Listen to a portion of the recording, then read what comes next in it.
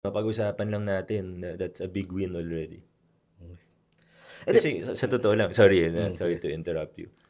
Ang dami ko nang nakausap, both in politics, in media, and even other fields, na gigil din sila, pero natatakot o nahihiya silang magsalita. Siyempre, may kaibigan sila, may boss sila. So parang ang dami nga nag-text sa akin, sa totoo lang eh. Yung mga, without mentioning names, of course.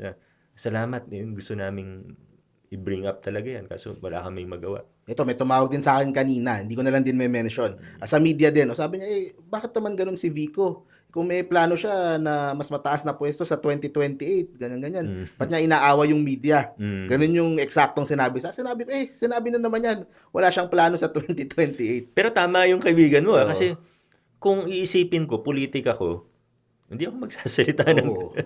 hindi, iniisip ko lang self-preservation o para iangat yung... Hindi ko gagawin yun, sa totoo lang.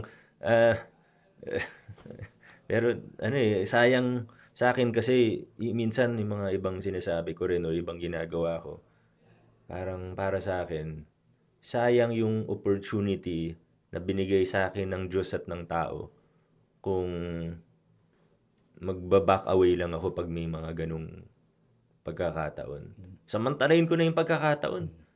Pinag-uusapan na yung issue eh. Nagte-trending na yung mga videos. So might as well bring that topic up. Tama naman din. Ayun.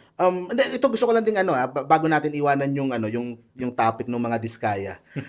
Favorite topic mo yata yan. Hindi lang kasi katatapos lang naman, di ba? At least